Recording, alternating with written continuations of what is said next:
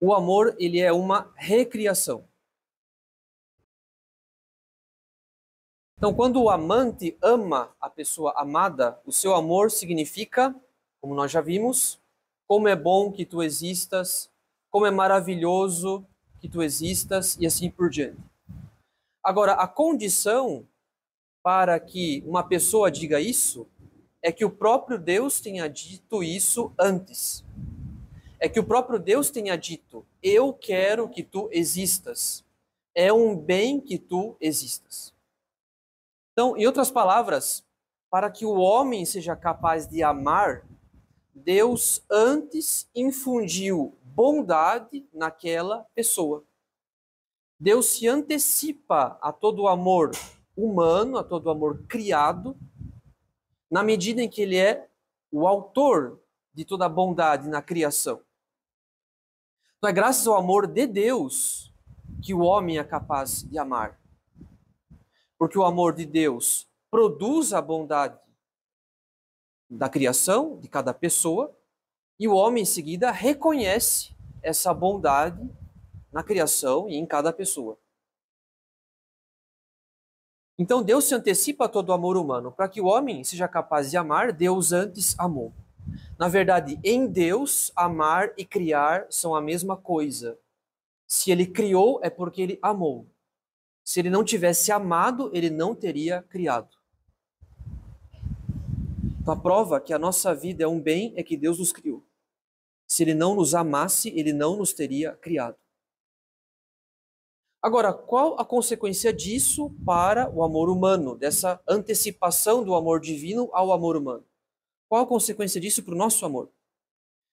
Então, há um filósofo tomista, que é o Josef Pieper, que diz que o amor humano ele é uma espécie de reprodução, uma espécie de repetição do amor de Deus, desse amor de Deus que cria a bondade das coisas e das pessoas. Nós já vimos, acabei de falar, que Deus ama ao criar, enquanto que o ser humano ele afirma a bondade daquela pessoa ao amá-la. Então, num certo sentido, o amor humano ele dá sentido à existência da pessoa amada. Ele afirma que a existência daquela pessoa é um bem, que a vida daquela pessoa é um bem. Então, em certo sentido, é como se não bastasse o amor de Deus ao criar as coisas, ao infundir bondade nas pessoas. Não basta, é como se não bastasse que Deus é como se não bastasse Deus comunicar o bem às coisas criadas, às pessoas. Porque, como nós ouvimos desse filósofo, o Josef Pieper, o amor divino ele precisa ser continuado pela obra do amor humano. Deus cria o mundo por amor e o homem foi criado para amar. E, em certo sentido, ele completa a criação por meio do amor humano. Então, o amor humano ele é como uma reprodução, uma continuação do amor de Deus, do amor criativo de Deus, do amor de Deus que cria as coisas. Deus cria a bondade das coisas e das pessoas, enquanto que o ser humano afirma essa bondade, reconhece essa bondade, valida essa bondade, dá sentido à bondade daquela pessoa, do ser daquela pessoa, dá sentido à existência de uma certa pessoa. Então, o amor humano permite que a pessoa amada faça a experiência da própria bondade, a bondade do seu ser. A pessoa amada se sente justificada para existir, porque é alguém que a ama e que a estimula a concluir e a sentir mesmo que a vida dela faz sentido, que a vida dela é um bem. Então é por isso que o amor humano ele tem esse aspecto de recriação. Quando alguém se sente amado, é como se a vida dele, a partir daquele momento, passasse a fazer sentido. Essa pessoa toma posse mais plenamente do seu ser. Ela descobre o seu valor, graças ao amor que ela recebe de uma outra pessoa. Essa outra pessoa estimula o amado a fazer experiência da própria bondade. Eu sei que a minha vida é um bem, porque eu fui estimulado por alguém a reconhecer esse bem da minha vida. Alguém validou a minha vida, deu sentido à minha vida. Essa pessoa recebe a sua vida como algo próprio. Eu reconheço as minhas qualidades, eu reconheço o bem da minha própria vida. Eu fui estimulado a fazer experiência do bem da minha própria vida. Então essa pessoa ela não se vê mais como um anônimo na multidão, um desconhecido. Pelo contrário, ela reconhece quem ela é. Ela reconhece a sua própria bondade, a bondade da sua vida, das suas qualidades, da sua própria existência. Então é assim que a pessoa ela existe em plenitude, que ela se sente em casa no mundo, porque ela foi confirmada na existência pela vida de outra pessoa que a ama. É por isso que é muito curioso que muitas vezes a gente encontra pessoas que elas nunca estão satisfeitas com nada. Faz uma faculdade, não é aquilo, passa para outra. Começa um trabalho, não é aquilo, passa para outro. Namora uma pessoa, não é aquilo, passa para outra pessoa. Ela nunca está bem em nenhum estado de vida, em nenhum trabalho, em nada.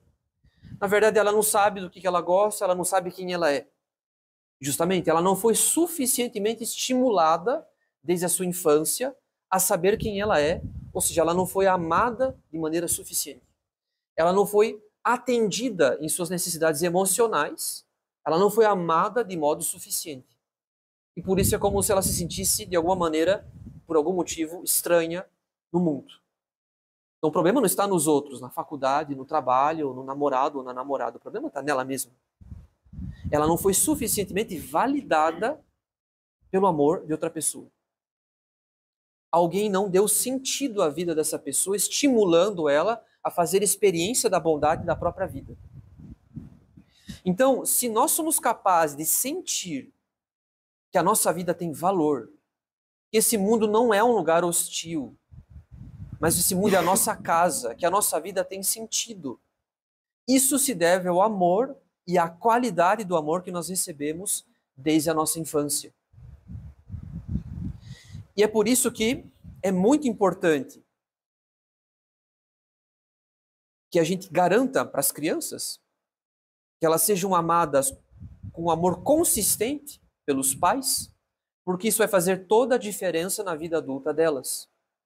Então, muito das nossas feridas, das nossas lacunas emocionais, muito disso vem da qualidade do amor pelo qual nós somos amados desde a nossa infância pelos nossos pais ou educadores. Porque se faltou um amor consistente, a gente cresce com lacunas, com feridas, e isso facilita que a gente então, enfim, um jovem ou uma jovem num relacionamento, que ela então procure receber do namorado ou da namorada o amor que não recebeu dos pais. Então surge o problema da carência. A pessoa não entra no relacionamento para ela dar e receber, para ela ser um sujeito ativo, que tem algo a oferecer e que tem algo a fazer pelo outro. Não, ela só tem a demandar e a extrair. E às vezes pode ser uma pessoa muito exigente, inclusive, possessiva, ciumenta, porque tem muito a demandar, ou seja, ela está, digamos, transferindo para o namorado ou namorada aquela ausência de afeto que percorreu a sua infância, adolescência.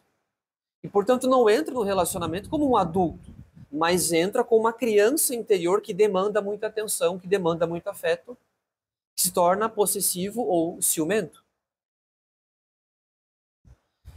Então, é claro, a pessoa vai ter que curar isso de alguma maneira para que ela consiga ter um comportamento mais amadurecido nos seus relacionamentos amorosos.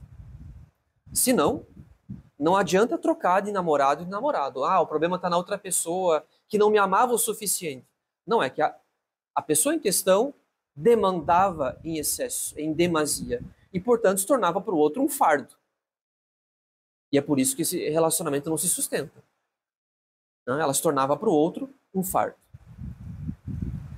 Então é por isso que eu me convenço cada vez mais, estudando essas questões das necessidades afetivas, digamos, também a questão da infância, do amor que se recebe na infância, que nós todos, em maior ou menor grau, nós temos lacunas emocionais, temos feridas, porque os nossos pais, nenhum deles foi perfeito o suficiente para atender todas as nossas necessidades emocionais com perfeição.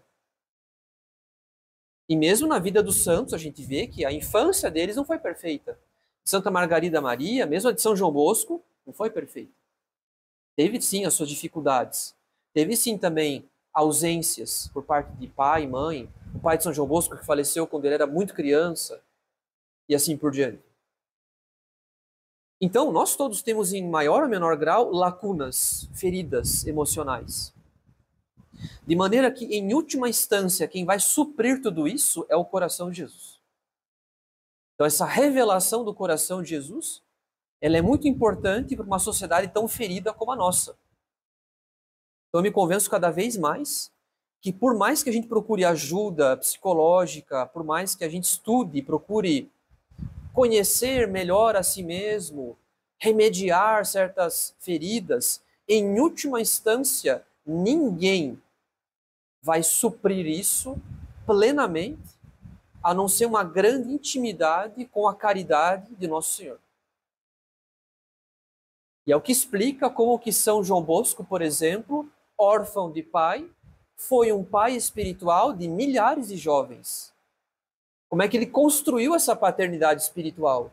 Ele que não fez experiência de uma paternidade humana. É uma coisa maravilhosa a santidade de Dom Bosco, a história de vida dele. Né?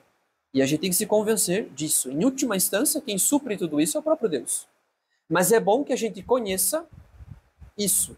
Um jovem ou uma jovem pode entrar num relacionamento demandando demais do outro, exigindo demais, quando que, na verdade, o problema não está no outro que ama pouco, mas na pessoa que demanda demais porque ela sofre de uma carência emocional.